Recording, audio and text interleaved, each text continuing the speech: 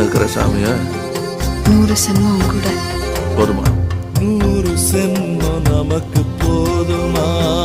வேற வர ஏதும் கேப்பமா? சகாவரம் கேப்போம் அந்த சாமிய